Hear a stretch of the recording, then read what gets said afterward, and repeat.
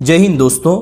तो जैसे कि हम जानते हैं कि इंडियन एयरफोर्स दुनिया की चौथी सबसे बड़ी और ताकतवर एयरफोर्स है, जिसमें लगभग 1,70,000 के ऊपर एक्टिव पर्सनल है और लगभग 1,40,000 के आसपास रिजर्व पर्सनल है। अगर हम इंडियन एयरफोर्स के इन्वेंटरी को देखें तो इसमें लगभग 2100 के आसपास टोटल एयरक्राफ्ट्स हैं और इनमें से 700 फाइटर एयरक्राफ्ट्स हैं। इस वीडियो में हम लोग इन्हीं फाइटर जेट्स के बारे में जानेंगे और समझने की कोशिश करेंगे कि जंग जैसे हालात में कौन सी फाइटर जेट किस रोल को निभाने की काबिलियत रखती है। तो चलिए शुरू करते हैं।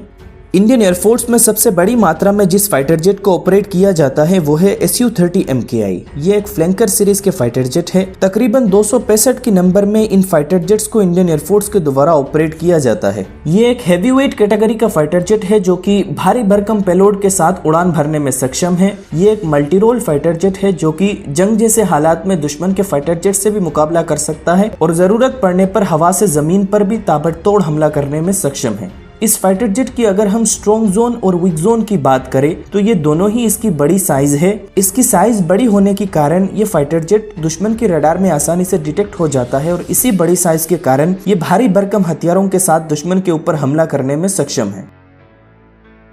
मिराज 2000 4th जनरेशन की एक delta wing multi role fighter jet है जो कि 2400 किलोमीटर प्रति घंटे की रफ्तार से उड़ान भरने में सक्षम है। ये एक मीडियम वेट कैटेगरी का फाइटर जेट है और इंडियन एयरफोर्स के द्वारा इनको बोथ एयर टू एयर और एयर टू ग्राउंड मिशन के लिए इस्तेमाल किया जाता है। इस फाइटर जेट की इंपॉर्टेंस को अब इसी बात से अंदाजा लगा सकते हैं कि 2019 में पाकिस्तान के अंदर बालाकोट में एयर स्ट्राइक करने के दौरान इंडियन एयरफोर्स के द्वारा इन्हीं फाइटर जेट्स का इस्तेमाल किया गया था और अभी के समय तकरीबन 50 के नंबर में मिराज 2000 इंडियन एयरफोर्स में ऑपरेशनल है।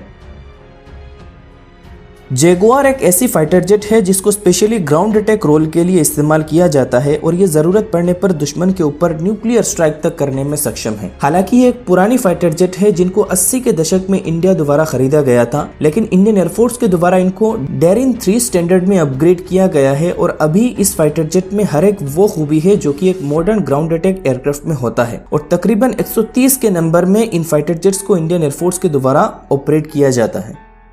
MiG-21 इंडियन एयरफोर्स में शामिल सबसे पुरानी फाइटर जेट है जिनको 1973 में इंडिया द्वारा USSR से खरीदा गया था। ये एक लाइट वेट कैटेगरी का फाइटर जेट है जो कि मेनली पॉइंट डिफेंस रोल के लिए इंडियन एयरफोर्स के द्वारा इस्तेमाल किया जाता है। तकरीबन 900 के नंबर में इंडियन एयरफोर्स के द्वारा इनको खरीदा गया था, लेकिन फिलहाल इंडियन एयरफोर्स में इनके नंबर 128 के आसपास है और ये सभी फाइटर जेट्स को इंडिया द्वारा बाइसन स्टैंडर्ड में अपग्रेड किया गया है और इसी की मदद से हमारे विंग कमांडर अभिनंदन वर्धमान ने 27 फरवरी के दिन पाकिस्तानी F-16 को शूट डाउन किया था और इसी बात से हम अंदाजा लगा सकते हैं कि MiG-21 में किए गए इन अपग्रेड्स की वजह से ये एक पुरानी फाइटर जेट होते हुए भी किसी भी मॉडर्न फाइटर जेट से टक्कर लेने में सक्षम है।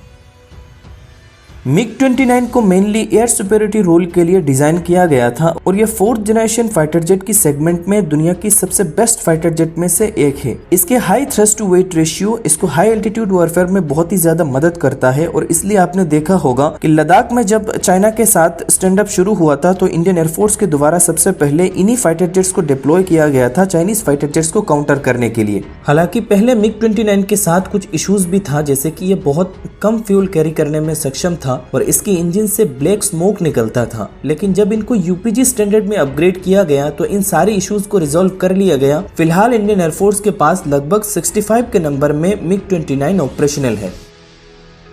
LCA तेजस भारत के खुद के द्वारा बनाया गया एक 4.5 जनरेशन की लाइट वेट कैटेगरी का मल्टी रोल एयरक्राफ्ट है जो कि दुश्मन के फाइटर जेट्स के साथ साथ जमीनी टारगेट्स के ऊपर भी स्ट्राइक करने में सक्षम है। इसकी एयरफ्रेम में ज्यादातर कंपोजिट मटेरियल का ही इस्तेमाल किया गया है और इस वजह से इसका वजन बहुत ही ज्यादा कम है और ये एक सेमी स्टेल्थ फाइटर जेट है जिसको दुश्मन के रडार में आसानी से डिटेक्ट नहीं किया जा सकता। फिलहाल इंडियन एयरफोर्स की बेड़े में 33 LCA तेजस ऑपरेशनल है और इंडियन एयरफोर्स के द्वारा आगे चल के इस कैटेगरी के 90 एयरक्राफ्ट्स को अपनी बेड़े में शामिल किया जाएगा।